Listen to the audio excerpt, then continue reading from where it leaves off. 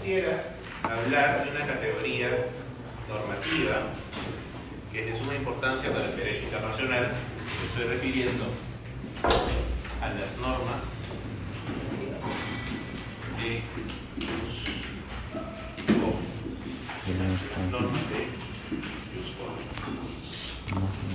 también llamadas o conocidas como normas imperativas del derecho internacional general. ¿Entendemos qué es este concepto? ¿Sabemos alguna cosa sobre las normas de jus cogens? ¿Qué vienen a ser? Ya, son normas imperativas del derecho internacional general. ¿Por qué razón lo son?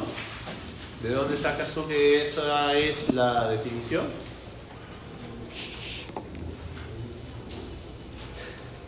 ¿De dónde aparece, muchacho? De la nada no va a aparecer. ¿Y los cogens? De la Carta de las Naciones Unidas. Sí, no está ahí, pues. No está floreando. No está en la Carta de las Naciones Unidas como tal.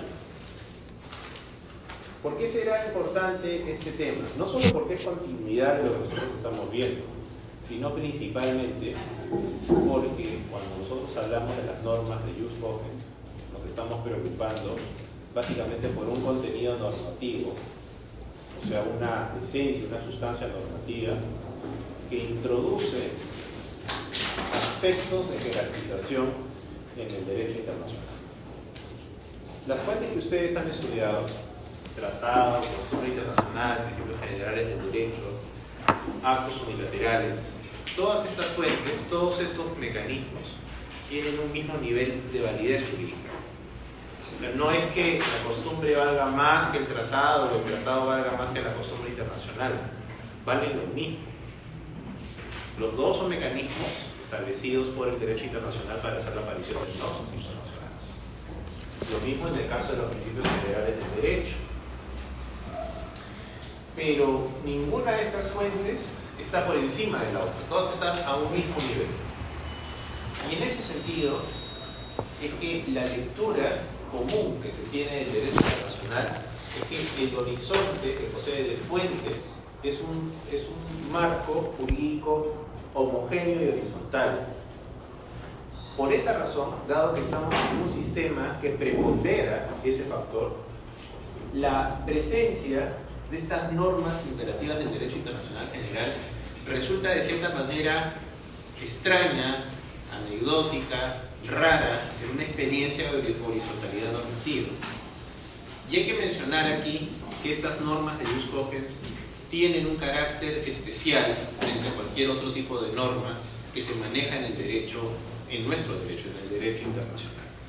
Por ese carácter jerárquico, pero sobre todo porque estas normas de jus cogens recogen valores de la comunidad internacional en su conjunto. Y ante este escenario, yo debo mencionar e indicar que frente a los tratados de la costumbre internacional, los principios y todas estas fuentes, las normas de jus cogens no son en sí una fuente. O sea, no son un mecanismo de aparición de los contenidos normativos que pueden darse a través de un tratado, de una costumbre internacional, de un principio general del derecho, sino más bien que este contenido, que es normas de jus cogens, puede aparecer a través de cualquiera de estas fuentes. Principalmente veremos que su aparición viene dada en el plano de la costumbre internacional, según lo que la Comisión de Derecho Internacional ha desarrollado. Eso me permite a mí señalar y ubicarnos, ¿no? ¿Dónde nos encontramos? Entonces, hay que sacarnos y desterrar la idea que las normas de jus cogens en sí sean una fuente del derecho internacional adicional. Es un contenido normativo. Y es un contenido precioso, es un contenido que tiene una esencia muy destacada para nuestra materia, porque normalmente no se asigna valores jerárquicos en nuestro caso. No existen. Entonces, lo que nosotros tenemos es un puñado de normas de jus cogens al momento actual. ¿Pueden haber nuevas normas de jus cogens? Por supuesto que sí. Pero esto que les estoy mencionando simplemente es una introducción para estudiar ya la noción que les acabo de comentar acerca de las normas de jus cogens. Nuestro compañero decía que las normas de jus cogens tienen su aparición en la Carta de las Naciones Unidas. En realidad, como tal, el concepto de norma de ius cogens no está recogido en la Carta de las Naciones Unidas. ¿Ya? No aparece así expresamente hablado. ¿Ya? Es importante, sí, destacar que varios de los principios que están en el artículo 2 poseen un carácter cogente, o sea, son normas de ius cogens. Pero eso no significa que la Carta de las Naciones Unidas utilice esa expresión de manera explícita. La expresión norma de ius cogens en realidad viene del derecho romano. ¿Ya? La expresión ius cogens es una expresión que ustedes la pueden encontrar básicamente en las instituciones de Justiniano para hacer referencia a que aquella persona que decide donar algo lo hace con libertad, que la donación no se hace de manera obligada, sino se hace de manera libre, no impuesta. La expresión ius cogens aparece por primera vez allí en la historia del derecho. No obstante, no tiene nada que ver con derecho internacional, hasta lo que les estoy comentando. O sea, desde esos orígenes hasta nuestra época, obviamente el origen más remoto del ius cogens solo tenía un poco esta referencia a la donación y la libertad de la donación. Pero posteriormente el desarrollo del derecho civil va a asemejar al ius cogens con lo que nosotros conocemos básicamente como el orden público. En el derecho civil pueden celebrar contratos. Esos contratos pueden ser de cualquier materia, ¿no? Sin embargo, no pueden ser celebrados respecto de asuntos que vulneren el orden público. La limitación que existe sobre la celebración de los contratos en el derecho civil es el orden público. Nadie puede celebrar contratos que vayan en contra de ese orden público, ¿no? Para aquellos que hayan visto el juego del calamar, en un momento inicial el personaje es obligado con sangre a firmar un contrato. Si no cumple con la entrega de la deuda, ¿qué le pasa? ¿Le vuelan un riñón o le vuelan algo? ¿No? Ese tipo de contrato va contra el orden público. Esa idea que está presente en el derecho civil, de cierta manera, se exporta al derecho internacional. Y vamos a ir directamente al siglo XX. La noción del ius cogens ya en nuestro derecho empieza a cuajar durante el siglo XX. Y ni siquiera de manera convencional, o sea, no a través de un tratado, sino desde un punto de vista doctrinario. Y si queremos ubicar algún autor que haya hecho referencia a la noción, obviamente sin utilizar esa terminología, pero finalmente haciendo referencia a este concepto de orden público en el plano internacional, debemos citar a un profesor, Alfred Fonfreadros, catedrático que va a escribir en The American Journal of International Law, una revista, ¿no?, muy destacada, ¿no?, de todo el siglo XX y todavía lo continúa haciendo en el siglo XXI. Y él allí, desde un punto de vista doctrinario, va a sostener la idea que yo pretendo también defender el día de hoy. Y hay normas que son más importantes que otras en el derecho internacional. No es que cualquier norma nos valga lo mismo, sino, dice Alfred Fonfreadros, hay normas que son más destacadas, hay normas que no las podemos incumplir. Como estados, los estados no pueden desconocer esas normas, porque esas normas tienen un carácter especial, porque son reconocidas por la comunidad de estados. Si nosotros nos vamos al siglo XVI, siglo XVI, y pensamos en las reflexiones de Vitoria, las reflexiones de Hugo Grocio, debemos mencionar a ese primer autor, a Francisco de Vitoria, como uno de los antecesores de la idea de ius cogens. Él señalaba que todo el orden tenía normas que eran aplicables en efecto a toda esa comunidad internacional, que habían valores que eran protegidos por esas normas. Entonces, muchos, cuando hacen el estudio del Jus Cogens, acuden a Francisco de Vitoria como un primer referente, pero la verdadera referencia viene, como les digo, desde el derecho romano, y luego se va desarrollando bajo esta idea del derecho civil, que es el orden público. El concepto de normas de Jus Cogens en el derecho internacional es trasladar la noción de orden público al plano del derecho internacional.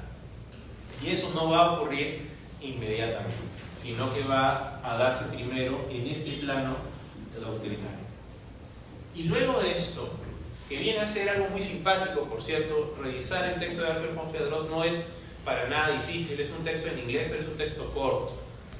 ¿Ya? No tiene, al día de hoy no parece tener ninguna cosa novedosa o interesante, pero si uno lo ve con perspectiva histórica, sí tiene mucha importancia porque es él el que introduce la noción, ¿ya? En un plano además académico destacado. Y si ahora nosotros nos ponemos a pensar cuándo se origina la preocupación por el Jus Cogens, tendríamos que acudir básicamente a las negociaciones y al estudio de la Comisión de Derecho Internacional de las Naciones Unidas, que dio como resultado en 1966 el draft sobre el derecho de los tratados. Entonces, para pensar en la noción del Jus Cogens al día de hoy, la prehistoria legislativa del Jus Cogens, de las normas cogentes, está allí. En la época, en esos casi 20 años de la Comisión de Derecho Internacional, a los cuales se dedican a encontrar las reglas del derecho a los tratados. Y en esa búsqueda es que poco a poco se va a ir identificando el uso de estas normas imperativas del derecho internacional general. O sea que la gran verdad sobre el Jus Cogens básicamente viene aquí, ya desde un punto de vista de la codificación y desarrollo progresivo del derecho a los tratados. Encontramos nosotros los primeros avances significativos sobre la introducción y consolidación de un concepto que además va a ser estudiado por cada uno de los relatores especiales que componen la Comisión de Derecho Internacional para la materia de los tratados. Hablo, por ejemplo, de Lauterpacht, hablo de Fitzmaurice, hablo de Birley, hablo de Waldorf. Todos los relatores especiales que figuran en el texto que yo he publicado sobre el derecho a los tratados, en el capítulo primero, todos ellos pensaron sobre el Jus Cogens, todos ellos tenían una idea sobre estas normas superiores. El hecho es que, más allá de lo que dijo un autor u otro, un relator especial u otro, es que todo esto va a dar, básicamente va a plasmarse en este draft, en el artículo 50 del draft, y luego en el plano de la Conferencia de Viena de 1968 y 69 se va a discutir el draft, lo cual va a dar como resultado la famosa Convención de Viena sobre el derecho a los tratados. Y esta Convención de Viena, en su artículo 53, que básicamente es mutatis mutandis, una repetición del artículo 50 del proyecto, va a consagrar ya no solo en un plano doctrinario, sino en un plano convencional, la noción de las normas de Jus Cogens. En otras palabras, y simplificando este recorrido muy rápido y ligero, ¿dónde se encuentra la positivización de las normas de Jus Cogens? Está en el plano de la Convención de Viena sobre el derecho de los tratados de 1969, en su artículo 53 y 64. Principalmente en este artículo, en el artículo 53. Hay un antes y un después de la Convención de Viena sobre el derecho de los tratados en la materia de Jus Cogens. Antes de la Convención del 69, todo era especulación sobre el Jus Cogens. A partir del 69 en adelante ya vamos a tener una positivización del concepto. Y es más, no solo no solo desde la idea del orden público, como les mencionaba, sino empleando la terminología jus cogens. Cosa que es muy interesante porque si uno revisa las primeras líneas históricas sobre jus cogens, la noción no estaba pensada bajo lo que nosotros entendemos al día de hoy, como normas imperativas que no admiten pacto en contrario. Pero al día de hoy, gracias a esta consagración, que es es la otra expresión latina que figura dentro de la Convención de Viena. La primera ya la conocen, que es el Pacta Sunt Servanda, pero la segunda figura latina que está consagrada en la Convención de Viena es esta, ¿no? La de las normas de jus cogens. Bien, antes de continuar, ¿alguien que no haya pasado lista? A ver. ¿Roy? Tú eres Roy. Ángel Torano, tú eres Ángel Torano. Sheila, ¿no está Sheila? Jennifer tampoco. Talía tampoco. Diego, ¿no?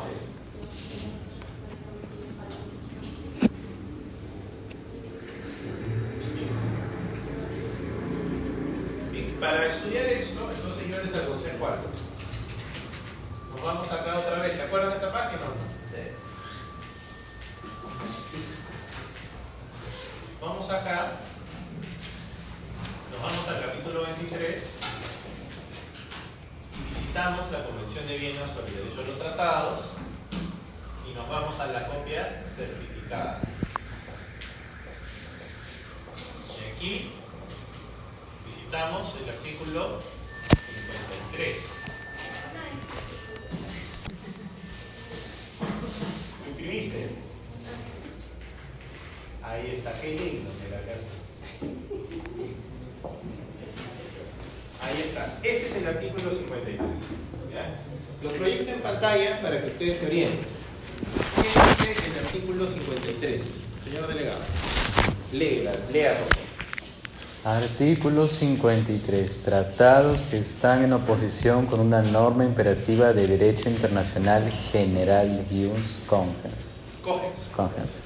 Es nulo todo tratado que, en el momento de su celebración, esté en oposición con una norma imperativa de derecho internacional general. Para los efectos de la presente convención, una norma imperativa de derecho internacional general es una norma aceptada y reconocida por la comunidad internacional de estados en su conjunto como norma que no admite acuerdo en contrario y que solo puede ser modificada por una norma ulterior de derecho internacional general que tenga el mismo carácter. Bien. Esa es la regulación actual que se tiene sobre las normas de jus cogens a nivel de un tratado. Esta norma, este artículo 53, no se inscribe en el vacío. No es que sea una colección de normas simplemente, sino que las normas allí presentes están sistematizadas. Y el artículo 53 es un supuesto de nulidad del tratado. Se encuentra dentro de la parte quinta de la Convención de Viena sobre el derecho a los tratados. La Convención de Viena se estructura en partes, como la tesis, ¿no? Se estructura también en partes y capítulos, pues esta convención se estructura en partes. Y la parte que refiere a nulidad, terminación, suspensión de los tratados comprende una sección primera de reglas generales y una sección segunda que versa sobre las causales de nulidad. Dentro de la sección segunda de la parte quinta se encuentran los artículos 46 al 53. Y en ese artículo que nosotros estamos viendo en pantalla encontramos un supuesto de nulidad. El supuesto de nulidad que está previsto acá se corresponde en la línea de señalar y sostener que si un tratado se opone a una norma de jus cogens, el efecto jurídico va a ser el de ser nulo. El tratado se vuelve nulo por oponerse a una norma de jus cogens. Si uno observa más arriba, en el artículo 52, 51, se establece un efecto muy similar. Por ejemplo, si un tratado es celebrado por una amenaza o el uso de la fuerza hacia el Estado, por coacción básicamente sobre el Estado, eso también se va a generar en términos de la nulidad del tratado. Entonces, hay supuestos de nulidad de la manifestación del consentimiento y hay supuestos de nulidad del tratado. Cuando hablamos del tratado estamos refiriéndonos al instrumento, al acuerdo que se ha concertado. El efecto jurídico del jus cogens es que ese acuerdo, ese tratado en su totalidad va a ser nulo. Profesor, una consulta. Cuando existe una nulidad del tratado, ¿también exime al Estado cualquier tipo de responsabilidad internacional? No necesariamente. ¿Ya? O sea, sí puede haber supuestos en los cuales, pese a la nulidad del tratado, sí se genere responsabilidad internacional. Sobre todo cuando nosotros estamos en un escenario, dos escenarios de poco. El primer escenario es que el tratado, pese a ser nulo, ¿ya? Los estados lo siguen ejecutando sabiendo que ese tratado va en contra de una norma de jus cogens. Si eso es así, están cometiendo actos que configuran un hecho ilícito internacional y por lo tanto merecen responsabilidad internacional. ¿Bien? Esa es la lógica que tiene, pero no es cualquier violación de una obligación internacional, es la violación de una norma imperativa. Porque ese tratado estuvo pensado en ir en contra de una norma de jus cogens, pero ellos creen que su tratado puede seguir siendo ejecutado aunque sea inválido. Eso ya va a suponer el conocimiento de una obligación internacional revestida de este carácter. Por otro lado, puede suceder que ellos hayan celebrado su tratado y luego aparece la norma de jus cogens. Porque si ustedes se dan cuenta, este es un escenario en el cual primero está la norma de jus cogens y después se celebra el tratado. Pero ¿qué pasa si primero se celebra el tratado y luego aparece la norma de jus cogens? La Convención de Viena responde a ambos escenarios. El artículo 53, cuando la norma de jus cogens preexiste al tratado. Y el artículo 64, cuando el tratado es el que preexiste a la norma de jus cogens. Eso lo vamos a ver en un momento. Pero sí se puede generar escenarios de responsabilidad internacional. Dicho esto, ¿tienes una pregunta? Adelante, Lisa. A propósito de la carta que sacó la Corte Internacional para Netanyahu, La orden de detención. estaba viendo con lo que ahora estamos estudiando para el control, y entonces entiendo que Israel dijo: ustedes no tienen ningún tipo de jurisdicción sobre nosotros porque no hemos firmado lo de Roma, pero bajo el tema del jus cogens, en realidad una norma imperativa es que todos los estados sí deben acogerse cuando se están investigando crímenes de lesionalidad y crímenes que afectan, en este caso, como el tema de la alimentación, el no trazar medicinas y demás. ¿Estaría bien o no lo que estoy investigando? Las normas de jus cogens tienen un contenido. ¿Ya? Todavía nosotros no hemos entrado a ver cuáles son las especies que vienen a coincidir con esta definición. Yo estoy hablando ahora solo de lo que es la norma de jus cogens como concepto, pero no he puesto sobre la mesa aún qué normas de jus cogens en especie existen. O sea, cuáles son las normas de jus cogens en términos de esta es la norma de jus cogens. Por ejemplo, la prohibición de genocidio es una norma de jus cogens.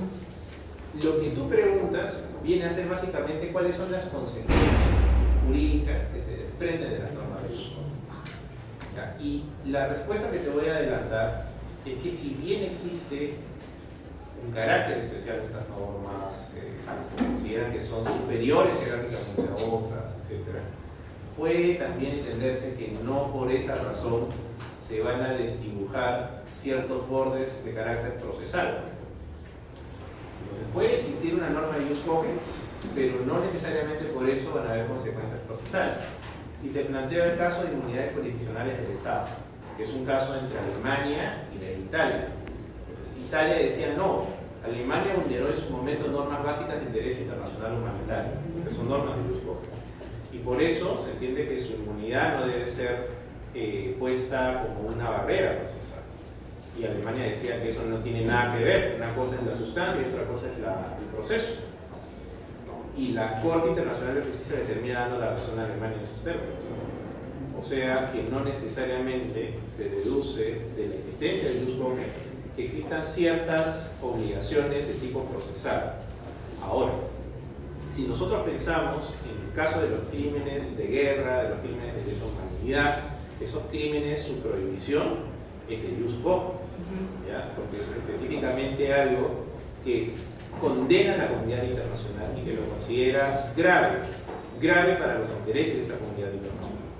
Para eso existe el Estatuto de Roma, porque hay bienes jurídicos tutelados que se entienden importantes por el bienestar de la humanidad, la paz, la seguridad internacional, y que se van a garantizar a través del derecho penal internacional.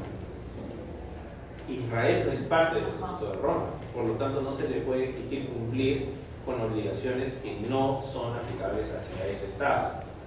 Tendríamos, en todo caso, que construir toda una teoría, básicamente para sustentar que existen obligaciones en las cuales Israel colabore con la Corte Penal Internacional. Pero esa colaboración es ilimitada, por no decir inexistente, porque Israel no es parte del tratado. En cambio, un país como el Perú sí está obligado. Y ahí agrego una cosa interesante. Dina se le había ocurrido invitar a Vladimir Putin. ¿Quería invitar a Putin? ¿Ya? No lo llevo a invitar. ¿Ya? Y esa situación fue hace algunos meses atrás.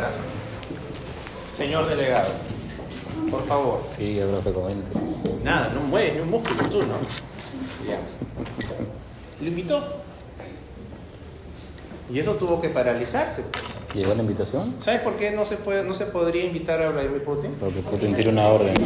Tiene una orden Porque de tiene captura. una orden de arresto. O sea que el hombre pisa tierra peruana y lo tiene que arrestar.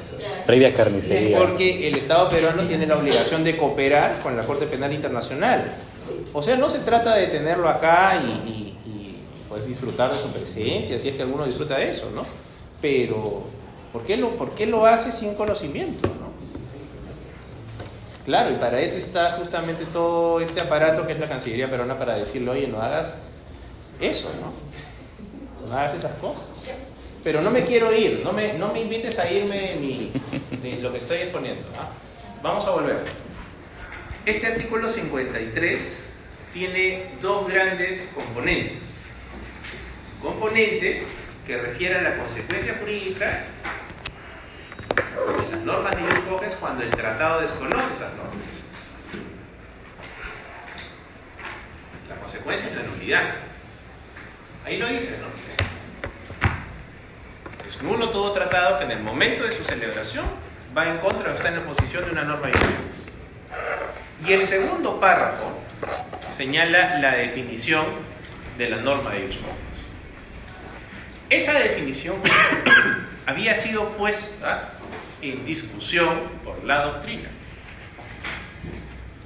Algunos profesores decían no, profesoras decían que no, que lo que está allí presente en el párrafo 2 no es la definición del jus cogens, que el jus cogens tiene otros elementos, otras características, y fantaseaban mucho sobre cómo era el jus cogens realmente.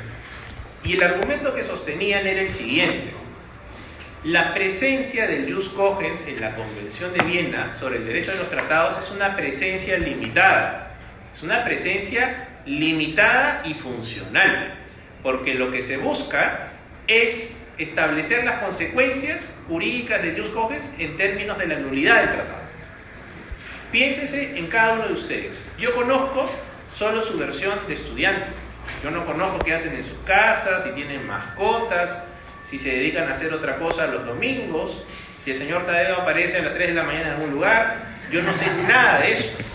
No me interesa saberlo.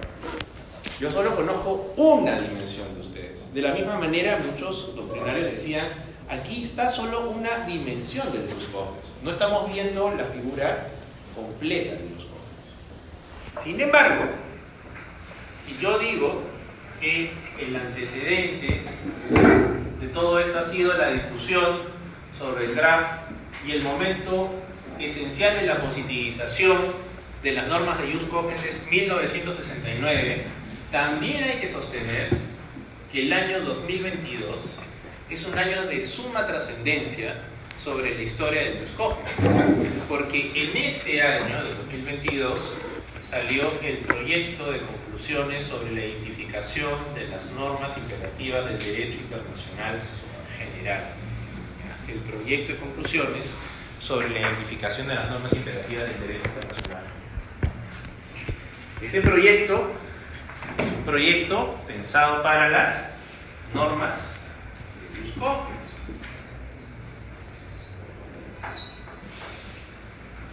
Es un proyecto para esas normas. O sea, es para trabajar tanto los aspectos de la identificación de las normas de Jus Cogens como sus consecuencias más allá de Viena del 69. Esta positivización es limitada, ¿cierto? Ahí sí no les discuto. Pero lo que quiero decir con este transcurso histórico va en la línea de indicarles que esta definición que aparece en el párrafo 2 ha sido confirmada como la definición de las normas de Jus Cogens, tanto en el plano de la práctica estatal como de la jurisprudencia.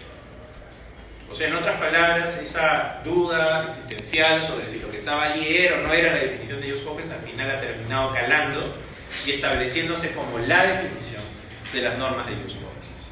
Tú puedes leer otra vez el párrafo 2, pero con cariño, Artículo 53, tratados que están en oposición con una norma imperativa de derecho internacional general. Otra vez, con ganas. ¿El párrafo lo leo? Sí, leo. Ahí está. Ahí está, mira.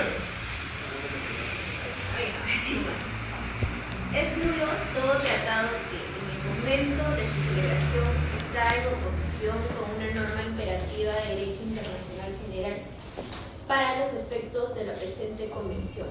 Una norma imperativa de derecho internacional general es una norma aceptada y reconocida por la comunidad internacional de estados en su conjunto como norma, que no admite acuerdo en contrario y que solo puede ser modificado por una norma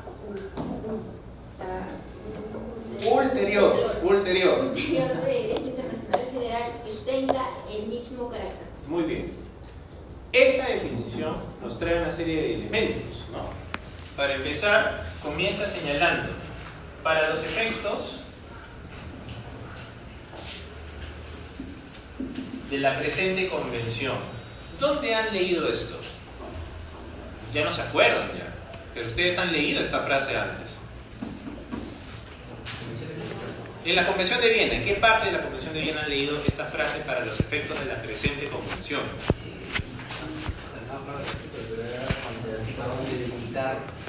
¿Qué? ¿Para qué efectos se definía el concepto de tratado? El concepto de tratado, o sea, el artículo 2. El artículo 2. En el artículo 2 se emplea la misma fórmula para los efectos de esta convención. Acá también se emplea. Y la gran pregunta que uno haría es, ¿por qué si se emplea la misma fórmula se utiliza la frase para los efectos de esta convención definiendo qué es el Jus Cogens en el 53 cuando lo han podido sistemáticamente colocar en el artículo 2? ¿Y saben por qué razones? Porque era más sencillo, pero también porque había más nivel de discusión sobre esto. En cambio, los que están en el 2, lo que es tratado, estado contratante, estado parte, pleno poder, reservas, etc., todos esos conceptos, no había tanta discusión de por medio. Pero del Jus Cogens, madre santa, había discusión y que se desparramaba, ¿no? Porque nadie entendía bien qué es lo que estaban fabricando, pero todos estaban convencidos que tenían que colocarlo ahí, ¿no? Positivizarlo. Por eso es que figura la definición del Jus Cogens en el 53. Y dice, para los efectos de esta convención, y ahí señalan una norma imperativa del derecho internacional general. Señalan ese elemento, es una norma imperativa del derecho internacional general. Es una norma, dice, aceptada y reconocida. ¿Quién acepta y reconoce esta norma imperativa? La comunidad internacional de estados en su conjunto. Aceptada y reconocida por la comunidad internacional general, ¿no? Es una norma que no admite pacto en contrario.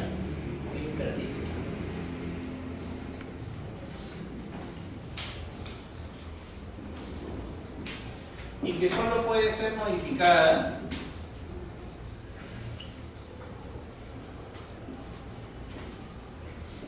por una norma del mismo carácter. Tenemos ahí 1, 2, 3, 4 elementos. Ahora quiero que me presten atención, porque hasta antes del 2022 yo explicaba así este tema y decía, bueno, estos son los elementos de las normas de Ius-Cogens, pero las cosas han cambiado con el 2022. ¿Por qué? Porque en efecto el relator especial y la Comisión de Derecho Internacional han identificado algo interesante en todo esto.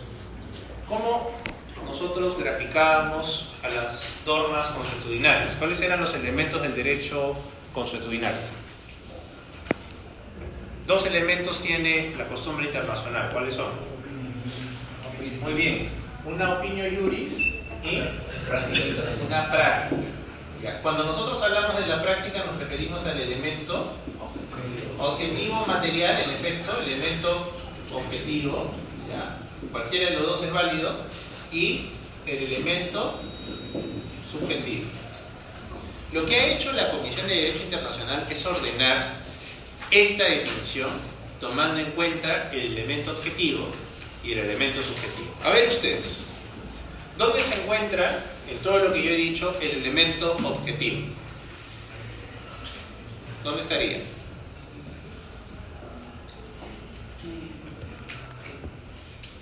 ¿Cuál es el elemento objetivo acá? Olvídense de la práctica, olvídense de la opinión. Yo quiero saber cuál es el elemento objetivo, cuál es el elemento material de esta norma de Ius-Cogens. Según la construcción o la narrativa que tiene este artículo 53, podemos identificar que tiene un elemento objetivo. ¿Cuál es?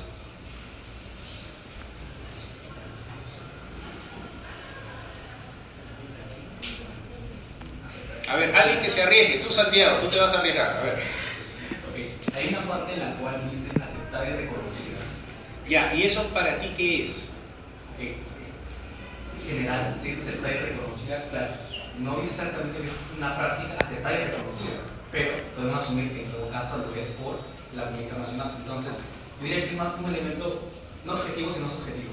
Para ti, aceptada y reconocida es muestra de un elemento subjetivo. Sí. ¿Ya? Bien. Los objetivos de los Estados Unidos. O sea, es un elemento subjetivo, sí. Es aceptada y reconocida por la comunidad internacional de estados en su conjunto.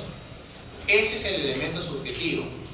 Pero falta todavía para comprender qué más tiene el elemento subjetivo. Si ustedes se dan cuenta, la deducción viene en la línea de las comas y de cómo se construye la oración. Para ayudarles, el elemento objetivo es este de acá. Normas imperativas del derecho internacional general. Así que estabas bien, muchacho, porque te estaba escuchando rumiar un rato diciendo, exactamente, este es el elemento correcto. Norma imperativa del derecho internacional general. Y el elemento subjetivo es grandote. Aceptada y reconocida por la comunidad internacional de estados en su conjunto, que no admite, es una norma que no admite pacto en contrario y solo puede ser modificada por una norma del mismo carácter. Yo antes explicaba esto y les decía, estos son los 4 elementos, pero ahora solo hay 2, solo que hay que entender qué significa cada cosa de lo que está acá puesto. Pero hasta aquí me dejo comprender, ¿sí? ¿Se entiende? Ese elemento subjetivo en cuanto... Es una cosa, solo permíteme esta interrupción porque me siento iluminado en ese momento. Mira, esto de acá, que tú dices, elemento objetivo y elemento subjetivo, en realidad ¿sabes por qué lo hicieron así? Por la costumbre internacional. Porque la Comisión de Derecho Internacional va a sostener que la manera usual en la cual una norma de Ius-Cogens tiene aparición es a través de la costumbre internacional. Porque en la lectura que he visto mucho de que la autora por lo menos relaciona las consecuencias de principios con Ius-Cogens. Porque también es otra manera en la cual las normas de Ius-Cogens tienen aparición. ¿Ya? O sea, las normas de Ius-Cogens pueden aparecer en costumbre internacional, dice la comisión, ¿no? O sea, dice, esa es la manera usual de aparición. Pero también pueden aparecer, y ahí le suman las otras dos fuentes, tratados y principios. Pueden aparecer a través de principios, pueden aparecer a través de tratados. Pero el camino corriente, o sea, la naturaleza que tiene la norma de Jus Cogens, la lleva básicamente por las normas consuetudinales. Por ese lado es que nosotros encontramos este concepto de normas de Jus Cogens. O sea, comúnmente una norma de Jus Cogens es una norma consuetudinaria. Por lo tanto, este elemento subjetivo, ¿cómo lo llamamos en la costumbre internacional el elemento subjetivo? Así es. ¿Y cuál es el nombre en latín? Opinio juris, señor Roy, exactamente. En este caso es una opinio juris cogentis, ¿ya? Que es una opinio juris reforzada, ¿no? Como un nubia mensch, ¿no? Es algo que va más allá. En efecto, el elemento subjetivo es opinio juris cogentis. Y esa opinio juris cogentis tiene estos elementos de acá que los vamos a estudiar en un momento. Bien, pasamos al elemento objetivo, la base de todo esto. Para empezar, es una norma, es un contenido normativo. Yo les decía, no es una fuente del derecho internacional, es un contenido material, norma internacional. Y es una norma internacional, por lo tanto puede establecer prohibiciones, puede establecer mandatos, porque es una norma. Y esta norma pertenece al derecho internacional general. No pertenece, por lo tanto, desde un punto de vista del contrario censo, ¿a qué no pertenecería?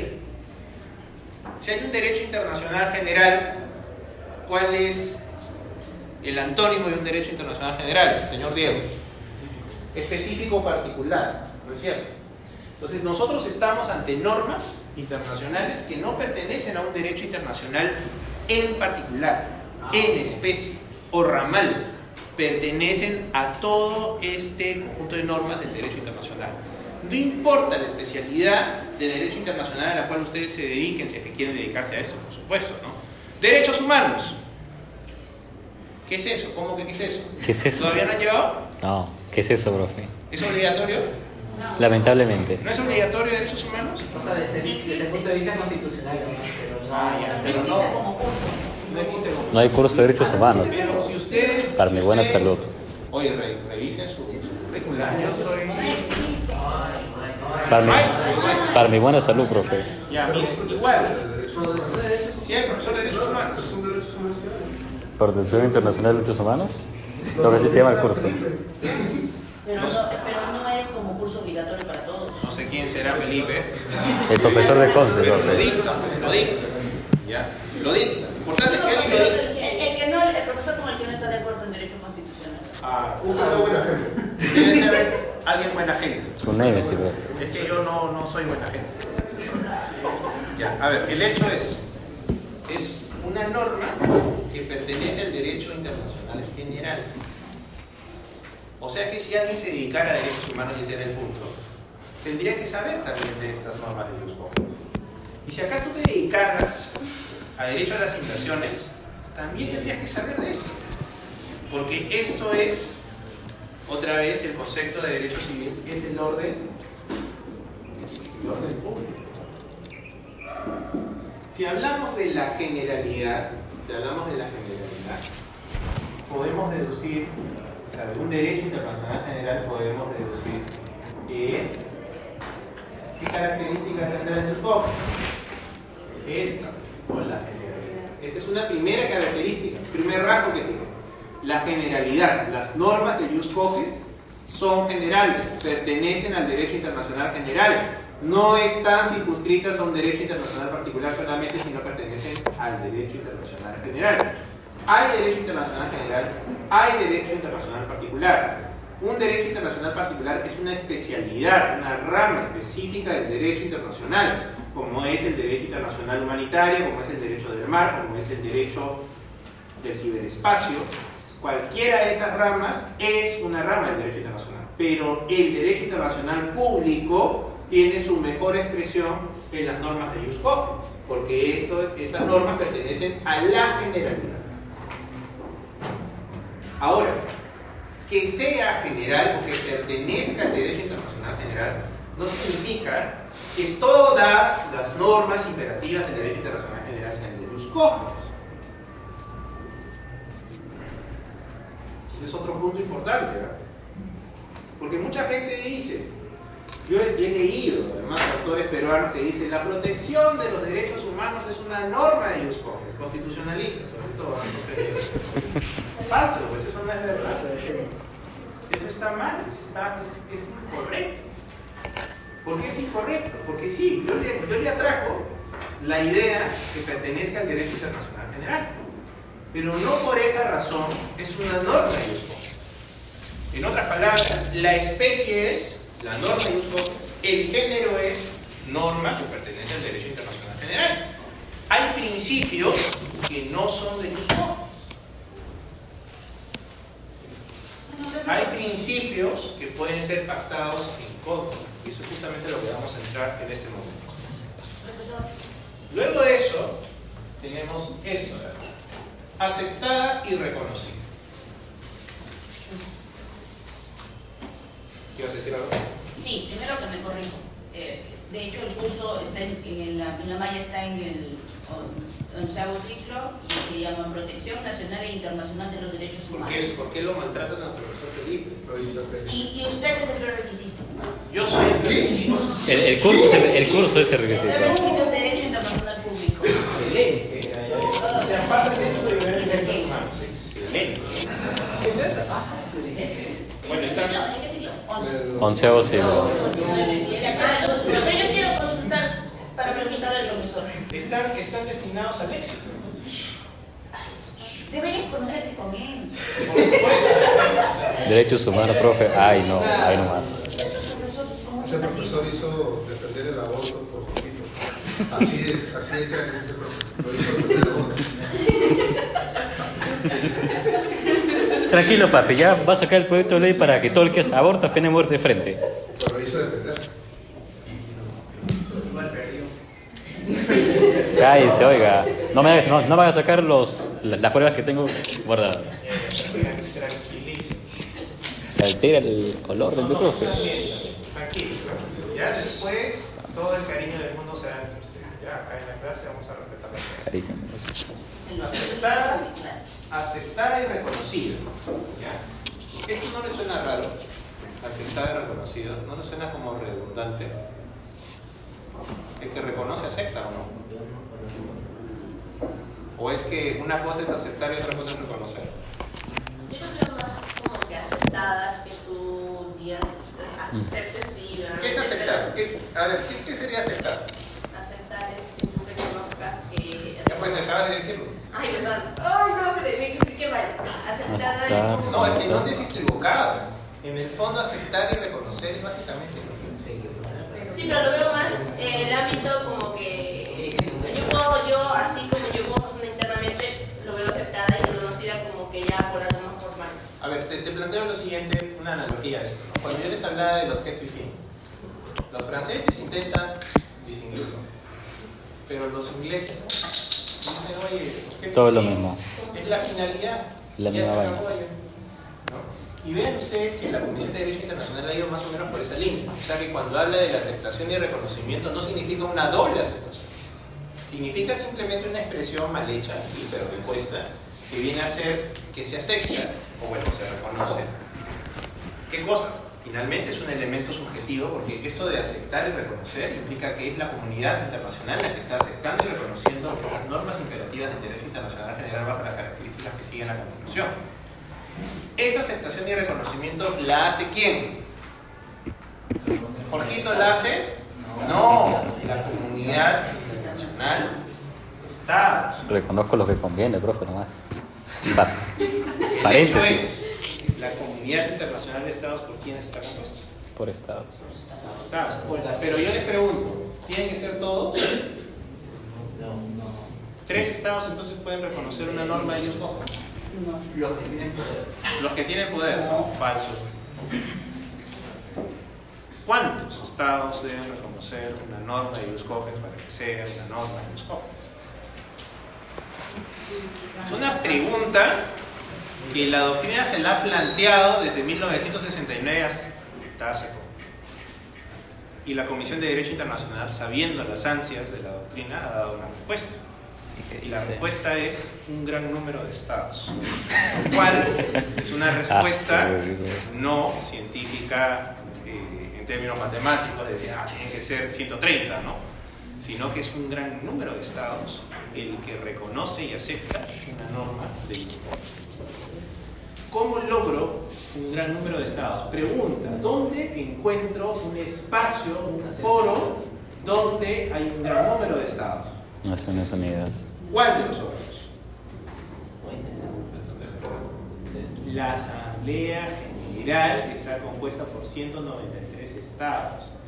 Esto de acá, muchachos, es un guiño a la Asamblea General, para que la Asamblea General produzca normas de jus cogens. Y vean ustedes que se ha producido.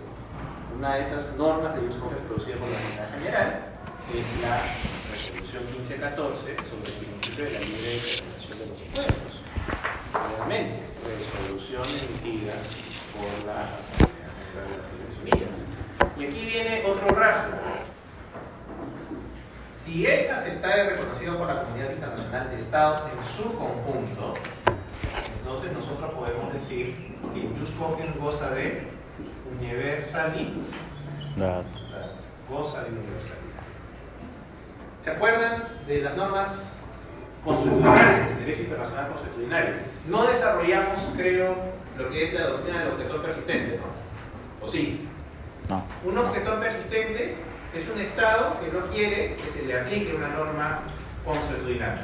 No quiere, no le gusta. Y se niega constantemente en toda su formación a que esa norma le surte efectos. No la reconoce, no la acepta. Bien, la figura del objetor persistente no se aplica ante una norma jus cogens. No funciona. Funciona para normas que son de otro carácter. Puede funcionar para una norma general, como es el caso de Noruega, respecto del mar territorial en la época de los 50. Pero contra una norma jus cogens no se admite la doctrina del objetor persistente, está prohibido, porque la norma tiene un valor especial. Así que nuevamente resalto que es una norma de carácter universal. O sea, disculpe, no llego a entender el punto de o sea, esa aceptación reconocida tiene que ser expresa por un Estado para que... No necesariamente. O sea, si yo no sé, me asumo el poder y quiero un nuevo Estado, o sea, básicamente eso... Es peligroso.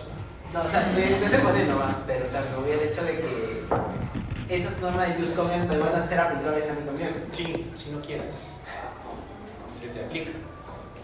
O sea, si nosotros tenemos una asamblea general, imagínense que ustedes son representantes de la asamblea general y la decisión se toma por los 2/3 y a ustedes les llega ese contenido, votan en contra, finalmente a ustedes se les va a aplicar también, porque en la asamblea general no existe el contracting out, no se pueden escapar de lo que se logre a nivel de la resolución.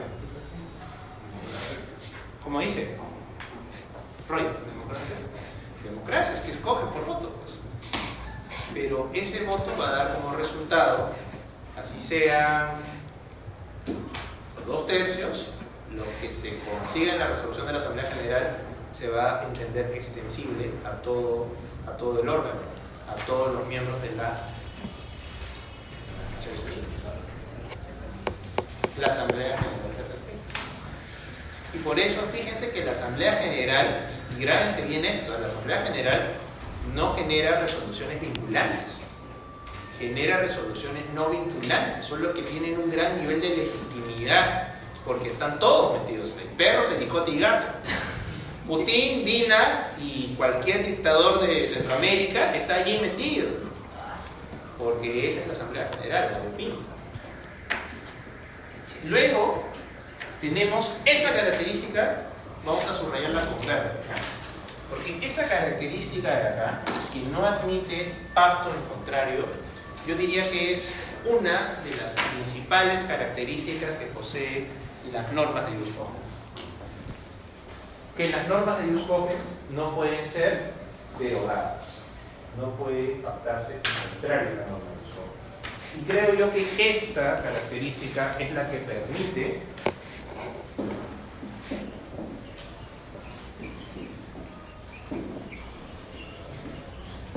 la que le da su que es su efecto jurídico, su rasgo más notorio, las normas de Jus Cogens son inderogables.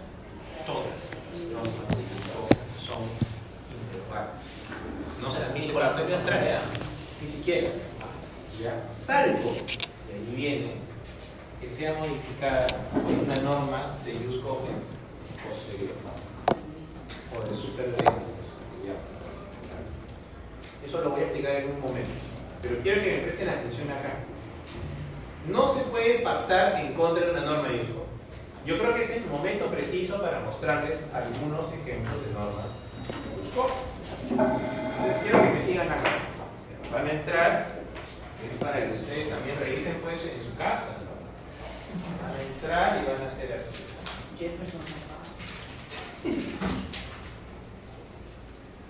Van a entrar a esta página. Estamos en la página de la Comisión de Derecho Internacional de las Naciones Unidas, la tan mencionada. Y van a entrar acá. ¿Ya? Y acá, ¿qué dice? Draft Conclusions. Que hay en inglés y en francés, no hay en español todavía. Bueno, creo que nunca va a haber. ¿Ya? Pero quiero mostrarles esto porque sí me parece interesante. ¿Ya? Justo en este momento es preciso mostrarles la conclusión 23. Ah, bueno, sí. ¿Por qué razón? ¿Por qué razón? Por lo siguiente, ¿ya? Por lo siguiente. ¿Por qué dice muchacho? No, que sí es muy fuerte. Fuerte, fortísimo lo que está diciendo. Sí. ¿Saben por qué es fortísimo? Bueno, es que no sé si ya lo has visto, ¿no? ¿Por qué crees que es fortísimo? Porque básicamente son prácticas coloniales, ¿no? Que tienen que ver contra la dignidad del ser humano y básicamente de la dignidad del ser humano, pero también, digamos, el tema de la paz social, ¿no? Porque ahí se ve que se evita el tema de guerra por todos lados. Y es así. Yo voy a hablar de un aspecto formal, pero nos vamos a acercar a ese. Primero, ¿ya? Yo les decía, las normas de Jus Cogens son interrogables. Aquí está una lista, como dice su nombre, no exhaustiva. O sea que pueden haber otras normas de Jus Cogens. Si se han fijado en el artículo que yo les mostré, que el 53 tiene una lista, no tiene nada. Y saben que eso es culpa de la Comisión de Derecho Internacional. Porque la comisión se puso a discutir y dijo, ya, ¿para ti qué es Jus Cogens? Y bueno, Alison, como representante de Suecia, decía, para mí Jus Cogens es esto. Y después tenían a Jorge, y Jorge decía, esto para mí es Jus Cogens. Y así se ponían a discutir. Entonces querían establecer una lista, pero el relator especial, Waldo, dijo, mira, esto no va a funcionar así. Así que lo mejor, lo más aconsejable es no colocar nada. Y muchas veces las decisiones de ese tipo tienen consecuencias, ¿no? Y una de las consecuencias fue años de años, hasta el 2022, en la cual la doctrina discutía entre sí, oye, esto de acá, ¿será norma de Jus Cogens o no será norma de Jus Cogens? Infinidad de textos, ¿no? Es más, yo diría,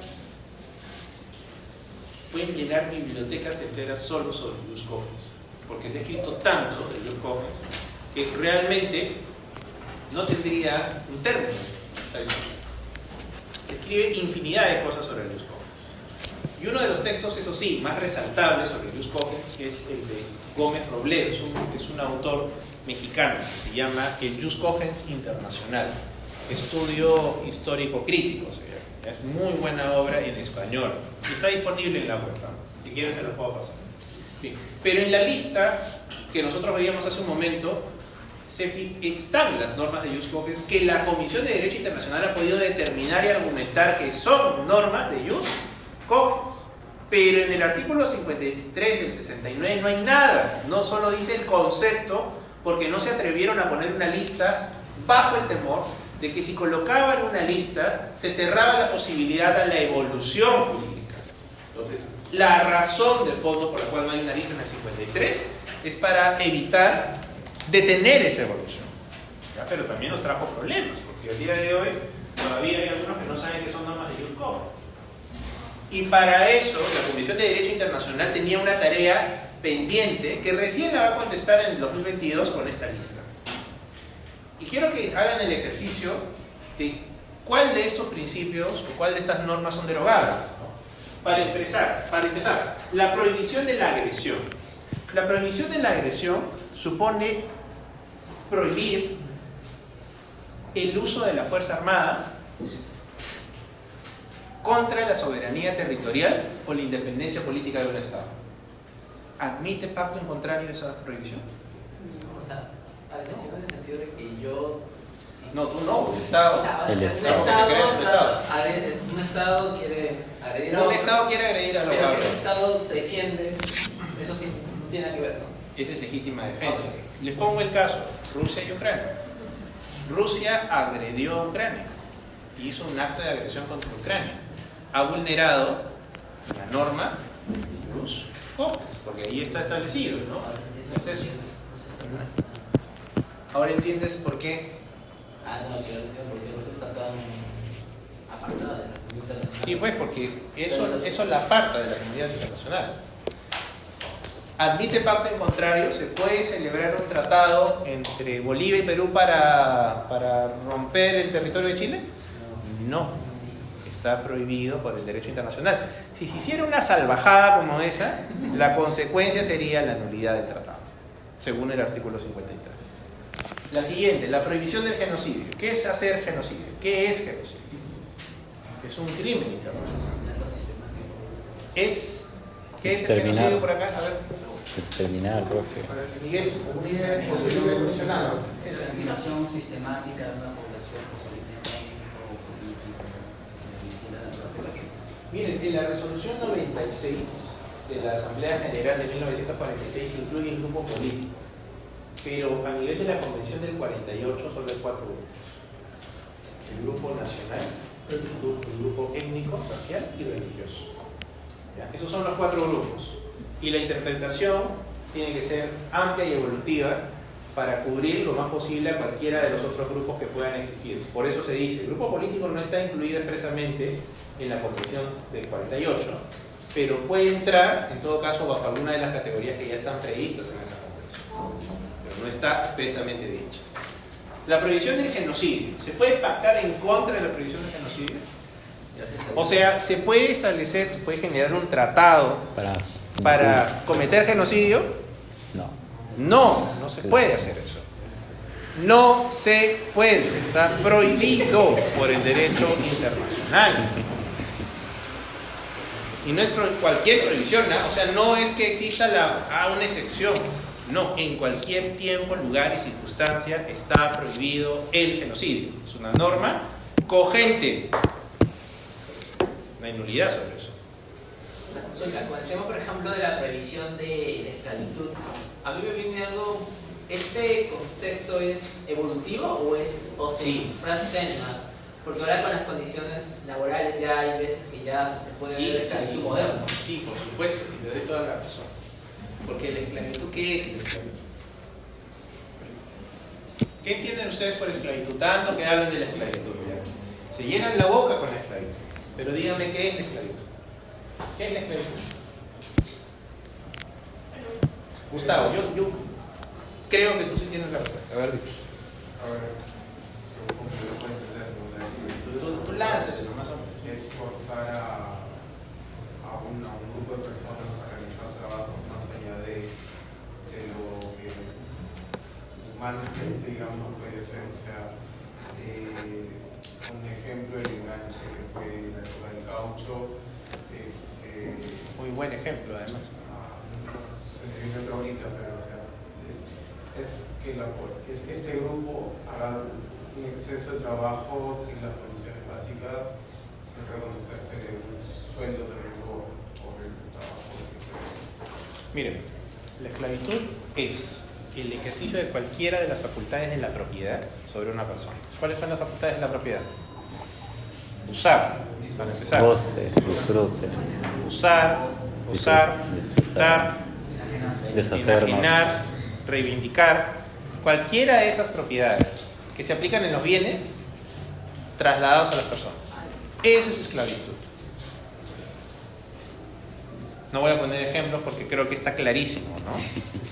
¿Ya? Eso está prohibido por el derecho internacional, pero está prohibido a nivel de una opinión juris cogentis. No se admite el día de hoy la esclavitud. La esclavitud es una norma de jus cogens. Ahora, lo que sí te admito es que para llegar a ese resultado ha tenido que pasar muchas cosas. Porque también hay que reconocer que históricamente la esclavitud ha sido un fenómeno jurídico social aceptado, por ejemplo, en el Perú. José María del Pando tiene un texto de 1833 donde defiende los derechos vulnerados de los hacendados, porque él era hacendado, y donde justifica la esclavitud. Pero ese es en el siglo XIX, que es básicamente la etapa de cambio del antiguo régimen, de los regímenes monárquicos a los regímenes republicanos. Así que algo de tolerancia se puede tener con esa visión ubicada históricamente. Pero al día de hoy, alguien que diga la esclavitud vale la pena, ¿no? Por supuesto que no. Eso está prohibido por el derecho internacional. No es admitido. ¿Bien? Nadie niega eso, ¿no? O podemos celebrar un tratado por el cual promovamos la esclavitud en el Perú. Y sobre las formas modernas de la esclavitud, sí, pues existen formas modernas de la esclavitud que van más allá de lo que señalas tú como trabajo decente. O sea, todo ese trabajo que se genera en el ejercicio de facultades de propiedad de una persona sobre otra, si por ejemplo alguien vende a otra persona, si la destina a un lugar que no le gusta, pero ejerciendo esas propiedades de enajenación, etc., eso es esclavitud y está prohibido por el derecho internacional. Desde 1920, desde la experiencia de la Sociedad de las Naciones, nosotros tenemos la prohibición de la esclavitud. Y en 1815, incluso hay una declaración que dan los principales estados de la época, del Congreso de Viena, donde señalan que la esclavitud es algo que las naciones deben rechazar. Pero en esa época, en el siglo XIX, hay una etapa de transición, porque si uno lee la jurisprudencia estadounidense, hay sentencias contradictorias. Y les comento cómo, porque eso es muy interesante también de resaltar a la luz de los principios. Por un lado, tienen una sentencia, por ejemplo, que dice que como todos practican la esclavitud, entonces es práctica común, y en tanto que es práctica común, es aceptada por el derecho internacional, señala una sentencia. Otra sentencia, más principista, señala, no, eso vulnera la conciencia de las naciones, y por lo tanto, en tanto que vulnera la conciencia de las naciones, la esclavitud debe ser derogada en el derecho internacional. Tienen posiciones para nada compatibles, ¿no? Pero eso es porque la jurisprudencia en esa época todavía estaba viviendo un cambio de época. La prohibición de los crímenes de lesa humanidad. ¿Es una norma de jus cogens o no? ¿Qué es un crimen de lesa humanidad? ¿Ah? No. El crimen de guerra es otra categoría. Es un crimen de lesa humanidad. La tortura es un acto específico del crimen de lesa humanidad. ¿Pero qué es un crimen de lesa humanidad? La esclavitud, por si acaso, también puede ser un crimen de lesa humanidad. ¿Pero qué es un crimen de lesa humanidad? Un acto que atenta contra la vida de la persona. Puede atentar también contra la integridad. ¿Las esterilizaciones forzadas puede ser un ejemplo de crimen contra la humanidad? Sí, sí puede ser, ¿no? Si son forzadas, sí. ¿Qué es un crimen de lesa humanidad?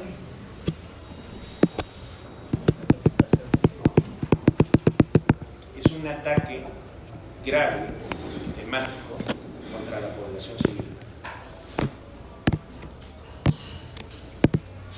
La instalación de campos de concentración en el Perú sería un crimen de lesa humanidad. Y si hubiese la intención de destruir a un determinado grupo nacional, social, racial o religioso, eso sería un genocidio, porque tiene un donus especiales. Pero el solo hecho de atentar masivamente o gravemente, o sea, en términos cuantitativos o cualitativos, contra la población civil, lo vuelve crimen de lesa humanidad. Y eso está prohibido. Hace unos días salió una orden de arresto contra el primer ministro de Israel, ¿no? Pero ¿por qué no se menciona como tal al Estado?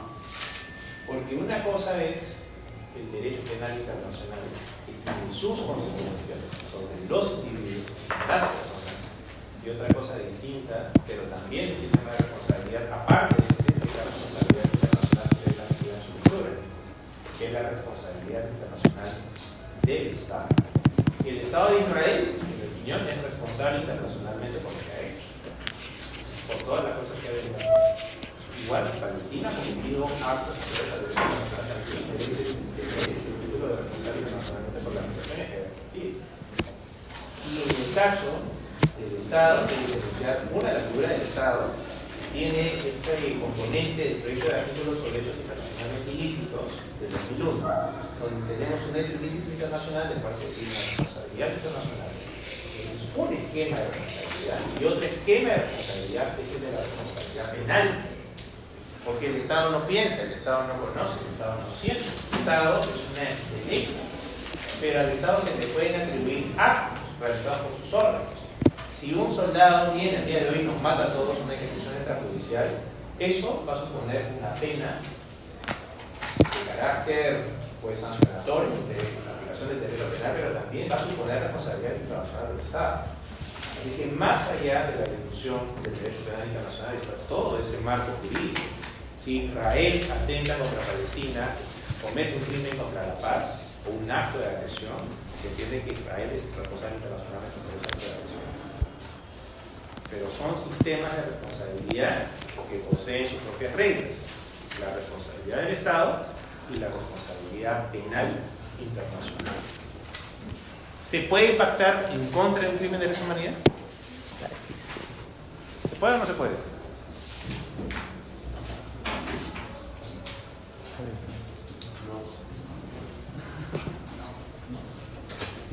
Claro que se puede pactar en contra del crimen de lesa humanidad. O sea, sí se puede. Pactar en contra es contra la prohibición del crimen de lesa humanidad. Una vez yo tomé un control, me acuerdo en la época acá de mi comadre, y les puse, mencionen ustedes las normas de Jus Cogens, ¿no? Y por ahí alguien mencionó crimen de genocidio, crimen de lesa humanidad.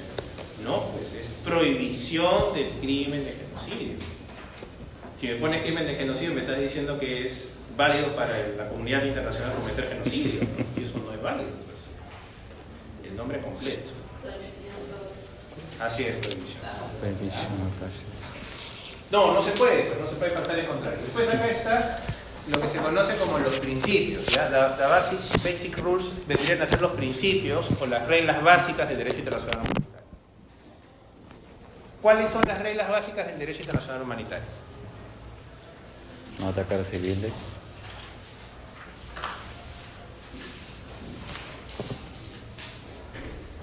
Ustedes han visto Bastardos y Gloria.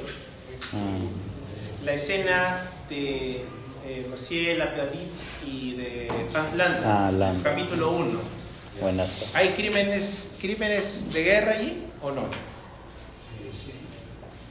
¿De qué trata la escena? Diego. Creo que un holandés estaba publicando a una familia de judíos en su sótano.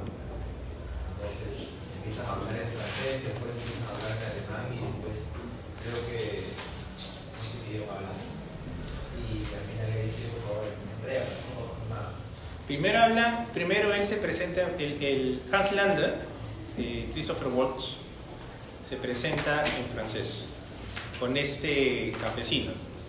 Están en Francia, ¿no? Luego ingresan a la casa, pide que le den un vaso de leche. Se lo toma completamente el vaso de leche y pide que se retiren sus hijas. Y se queda el francés, el Monsieur Lapierre y Hans Landa, solos, ¿no? Y empiezan a conversar. Y debajo de ellos están Shoshana y su familia, los Dreyfus, ¿no? Que habían desaparecido y existían los rumores de que se habían ido a España. Todo esto pues en ficción. Pero luego de la conversación que se torna pues en un sentido increchendo en cuanto al poder de Hans Landa frente al campesino, frente a la persona con la cual está conversando, al final se va y simula porque pasa del francés al inglés y luego del inglés vuelve al francés para que los que están abajo escuchen, mientras que deja entrar a todo este grupo de alemanes para que finalmente cometa este acto de las SS, ¿no? Se entiende además que Alemania está ejerciendo ocupación extranjera sobre Francia. Entonces están en un marco de conflicto armado. La pregunta es qué normas básicas del derecho internacional humanitario se habrían violado en ese caso. Atentar contra la población civil. No hay un principio de distinción. Shoshana no estaba cometiendo una participación directa en las hostilidades. Pero ¿cómo la califican a ella y a su familia? Como enemigos del Estado alemán. Bien, pero eso es un acto contrario a las normas de derecho internacional humanitario.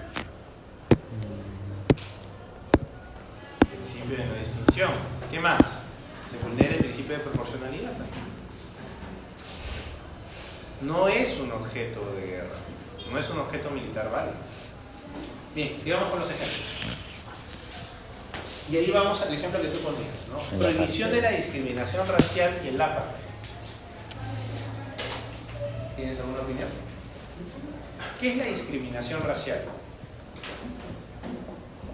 Si se dan cuenta, casi todos los principios, casi todas las normas de Jus Cogens son normas de Jus Cogens que refieren al ser humano, a la protección de valores básicos del ser humano. Pero no toda norma de Jus Cogens refiere a la protección del ser humano. La primera no está pensada en el ser humano. La primera está pensada en las relaciones entre estados. La prohibición del acto de agresión es una prohibición que se ve desde el ángulo de la responsabilidad del Estado, no desde el ángulo de la responsabilidad penal. Si se quisiera ver el tema del acto de agresión desde la responsabilidad penal internacional, tendríamos que entrar ahí, Miguel, a hablar sobre el crimen de agresión, que es una categoría penal derivada del acto de agresión.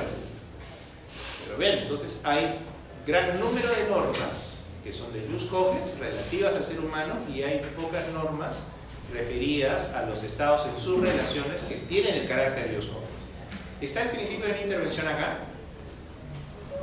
No, no está. ¿Por qué no está? Porque se puede pactar en contra del principio de la intervención. Hay algunos autores que dicen, no, Jus Cogens, ¿no? Que Jus Cogens. Oye, si se puede permitir que un ejército ingrese a tu territorio si es que existe la autorización de vida, se puede consentir en eso o no se consiente sobre eso. Porque uno lo hace. Hace poco hubo todo este escándalo armado en las redes porque Dina aceptó la visita, creo, de una nave, un helicóptero estadounidense, me parece. Era ingreso de tropas estadounidenses. Así es, un ingreso de tropas estadounidenses. Decían que era por un tema de seguridad de la AINA. No, pero aparte de eso también se le acusaba de no, está permitiendo el ingreso de helicópteros, de tropas extranjeras. Bueno, les cuento, de eso sucede todos los años. Hay un tratado que se le da todos los años para que ingresen tropas extranjeras a nuestro país, principalmente tropas estadounidenses. A mí ni me digan, no estoy a favor ni en contra de eso. La finalidad de que, mira, yo hasta donde sé, el caso que yo vi fue sobre el ingreso de un helicóptero que sondeaba nuestro mar territorial a fin de detectar actividades ilícitas de narcotráfico. Para eso los gringos invierten dinero, invierten capital, invierten personas que se dedican a hacer ese tipo de luchas, ¿no?, contra el narcotráfico. Para eso fue en esa ocasión, ¿no? Después ya no me he querido desentender un poco del tema, pero realmente sí sucede, ¿no? Bien. Entonces, es posible sostener que gozan de vulnerabilidad. Y ahora quisiera hablar de esta característica. Solo puede ser modificada por una norma del mismo carácter. A eso le podemos llamar la característica relativa a la mutabilidad. Las normas de Jus Cogens no son estáticas, no son normas que se quedan ancladas en el tiempo, sino que son normas que pueden evolucionar, que pueden cambiar. Pero no cualquier normita se vaya a encontrar una norma de Jus Cogens. Pueden haber normas de Jus Cogens que sean cambiadas y modificadas por otras. Sí, solo una norma de Jus Cogens posterior puede modificar una norma de Jus Cogens previa. Y aquí viene otra razón por la cual la Comisión de Derecho Internacional se inclina en sostener, que la manera usual de aparición de una norma de Jus Cogens es el derecho internacional consuetudinario. Porque ¿cuál es la característica de los principios? Normalmente los principios son inmutables, no varían, se quedan ahí estáticos. En cambio, la norma consuetudinaria se caracteriza por su evolución. Puede derogarse, admite la derogación. Una práctica continua en el tiempo contraria a una norma constitucional deroga esa norma constitucional. Por lo tanto, es posible sostener que una norma de ius cogens es susceptible de ser derogada por otra norma de ius cogens.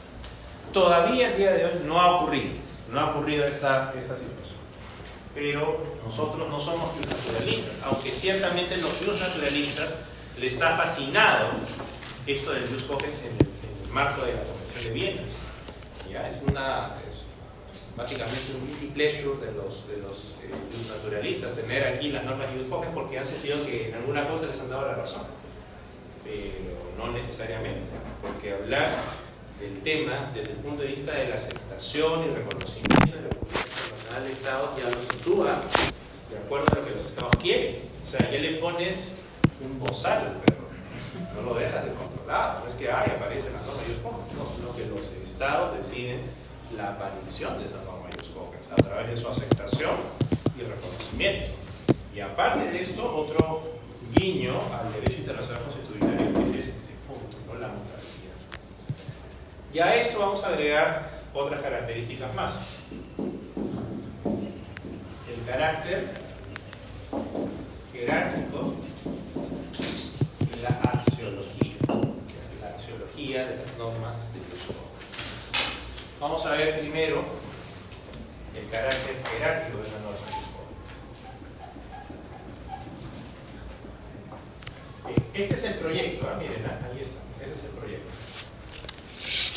El proyecto de conclusiones. Acá tiene algunas conclusiones importantes. Por ejemplo, la conclusión 3. ¿Ya? La conclusión 3 habla de la definición de las normas imperativas del derecho internacional. Y esa definición es la que está presente en el 53. O sea, hay una correspondencia con el artículo 53 de la Convención de Viena sobre el derecho a los tratados. Pero yo quiero reflexionar sobre la conclusión número 2. La conclusión número 2 dice: naturaleza de las normas imperativas del derecho internacional general, ius cogens, naturaleza. Las normas imperativas del derecho internacional general, ius cogens, reflejan y protegen valores fundamentales de la comunidad internacional. Ese es su carácter axiológico. En el artículo 53 no estaba establecido esto. Toda la doctrina después ha venido diciendo una y otra vez incansablemente que las normas de ius cogens están pensadas sobre la base de valores que son compartidos por esta comunidad internacional. Sí, las normas de ius cogens representan la axiología de la comunidad internacional, pero es un carácter que tiene, es una característica más, otro rasgo definitorio de las normas de ius cogens. Y a ese rasgo se le suma otro que señala la conclusión 2. Son universalmente aplicables, ya hemos visto la universalidad, y son jerárquicamente superiores a otras reglas del derecho internacional. O sea, aquí ya se predica un aspecto que de repente para muchos de los que no conocen derecho internacional asumen del ius cogens. Mucha gente dice, sí, el ius cogens, normas jerárquicamente superiores. No, les cuento que hay un sector de la doctrina que no admite que sean jerárquicamente superiores. Los franceses no creen en la superioridad jerárquica de las normas de ius cogens. Consideran que no son superiores jerárquicamente.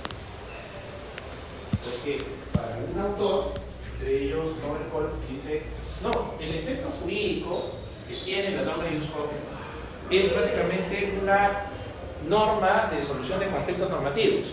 Si existe una norma que se opone a una norma de ius cogens, la consecuencia es que se derogue esa norma o que se entienda nula. Pero eso no significa que se le da el carácter jerárquico. Si uno lee el 53, ya no sé, el 53, no dice nada de la jerarquía. La doctrina es la que le ha dado ese carácter. Ahora, yo quisiera, en este punto, resaltar sobre todo un personaje. Dirk Lager, no es un actor de Hollywood, ¿verdad? Es un profesor sudafricano que se ha dedicado hondamente a que el perro, pericote y gato se entiendan sobre este tema. Un tema sensible para los Estados Unidos. Dirk Lager ha sido el relator especial sobre las normas imperativas del derecho internacional federal. Él es la mente maestra que ha estado detrás de ese proyecto de conclusiones sobre las normas imperativas del derecho internacional federal. él es el que ha puesto, el que ha logrado esas conclusiones, básicamente. Porque los estados son muy retrecheros para avanzar en todo aquello que vaya en contra de su soberanía. Detrás de esas conclusiones que ustedes ven, hay discusiones. ¿Ustedes creen que Estados Unidos de América iba a aceptar fácilmente con Israel y China la idea de normas jerárquicamente superiores? Francia también se oponía. ¿Cómo logró esto? Eso es una muy buena pregunta, ¿no? Y es algo que yo destaco de la labor de negociación que tuvo este personaje, del Diez Clary, sobre las normas imperativas del derecho internacional. Bien. ¿Hasta aquí alguna pregunta?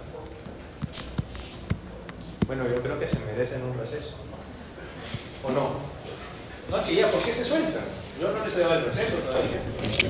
Se adelantaron. O sea, ¿por qué se adelantan? A ver, explícame. Porque ya se acaba el ciclo, profe, ya, chiquín. Así simple, ya se quieren largar. Ya se acaba el ciclo, ¿no? Sí.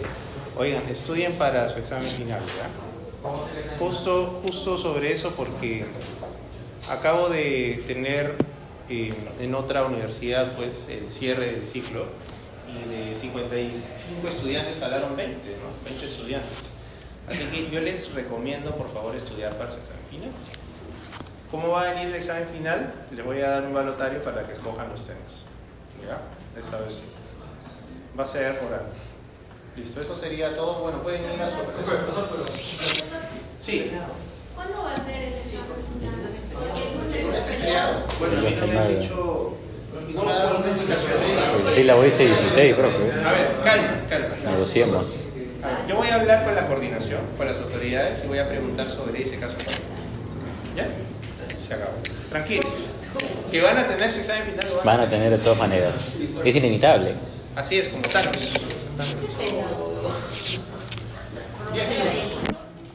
Sí, batalla de Cucho.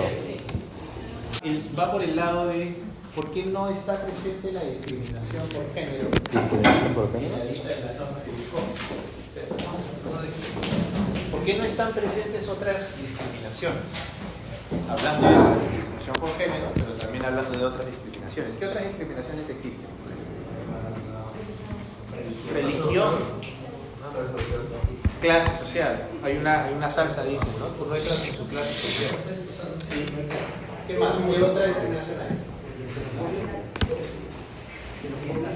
Xenofobia, ¿ya? Orientación sexual, sí. Discapacidad. Hay una serie de categorías. ¿Por qué solo la discriminación racial? Y la razón es muy sencilla. Para empezar, si nosotros empezamos a hablar de las otras discriminaciones, que también están prohibidas, y fíjense que la Corte Interamericana ha señalado que la prohibición de la discriminación es una norma de los jóvenes, eso ha dicho la Corte Interamericana. Este relator se ha centrado fundamentalmente en el tema del apartheid, un poco por su tradición cultural, pero también porque ha sido lo más sencillo de negociar en estados que no iban a aceptar otras fórmulas de discriminación. Entonces, si por ejemplo se abría el tema de discriminación por género, por orientación sexual, que está muy en boga también en los temas de discusión constitucionales, lo que iba a suceder es que se iba a abrir un flanco más. Porque todo ese tema para los estados es de mucha resistencia, no es fácilmente asimilable. Así que para evitar ese problema simplemente no lo tocó, pero no ha dejado de dar respuesta. Y la respuesta es una lista no exhaustiva. Porque eso significa que posteriormente se pueden añadir nuevos elementos, ¿no? De acá a 50 años, ¿cuántos años tendrás cuando tengas de acá a 50 años? Ya, bueno, para esa época, pues habrá nuevas normas de luz jóvenes, de 50 años. Ya te acordarás en esa época, ¿no? Dios quiera que te acuerdes. Sí, pues. Bueno, eso sería. ¿Alguna duda sobre el particular? Hasta aquí todo claro con el tema de luz jóvenes. La próxima semana vamos a hablar temas para sobre responsabilidad internacional. Les voy a pasar. Les voy a pasar la rúbrica y les voy a pasar los temas. ¿Ya? Los temas de evaluación. ¿Una elección ¿Ah? ¿Una elección los temas que usted va a decidir? No, son una elección. La elección. Sí. O sea, yo elijo cuál es tu elección. Sí. Lo que falta es un Cervantes, pero no. Así suavecito nomás, dice. Solo estudies los temas. ¿Cuántos tenemos que estudiar? ¿2, 3? Aquí, ya vas a saber. La base. Todo lo que ¿Algo más? Miren, el examen viene así. como esto. Escuchen, ¿eh? Ya después lo van a tener en la rúbrica, pero básicamente el examen viene así. Yo les voy a dar una lista de temas. ¿Ya? Sobre esa lista de temas, ustedes van a escoger 2 temas. María, tú escoge 2 temas de los que tú te acuerdas. Ahora mismo, ¿qué temas escogerías?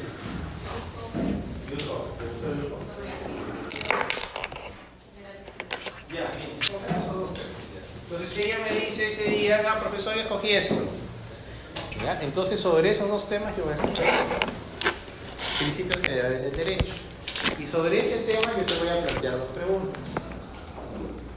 2 preguntas generales, que como ya han visto, comprenden preguntas específicas. Si la estás pegando, de repente te ayude con alguna pregunta para que te des contorno. Pero si veo que tienes nivel, también te voy a empezar a preguntar de una manera mucho más específica.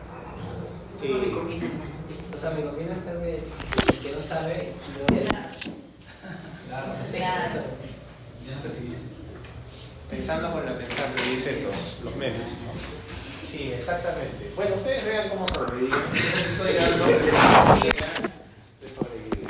O sea, de salir algunos mejores que otros, pero sacar una buena nota se puede hacer, ¿no? Y va a tener rúbrica, además. Ya, la rúbrica es, por ejemplo, ¿no? Por ponerles un caso, no contesta nada, 0. No, es que no tengo de dónde sacar, pues, o sea, porque vengas no te voy a poner una nota, ¿no? Tengo que ponerte una nota de lo que digas, ¿no? Si el señor José dice, pues, una cosa media inexacta, media verdadera, 3 puntos, por ejemplo. ¿Ah? Principio de buena fe, ya. Tenemos principio de buena fe con el señor mayor. Después, si la hace bien, pues le pondré 6 puntos, pero no me dice jurisprudencia, no me dice doctrina, ahí quedará con sus 6, 7 puntos.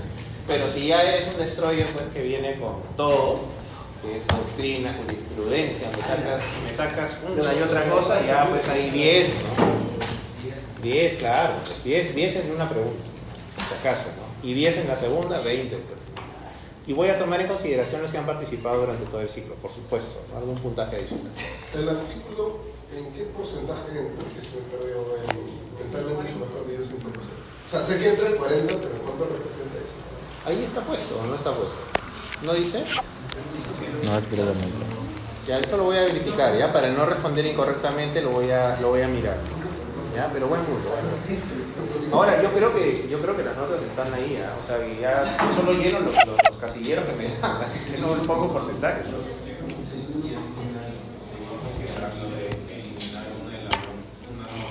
La nota más baja de uno de los controles, de uno de los 4 controles.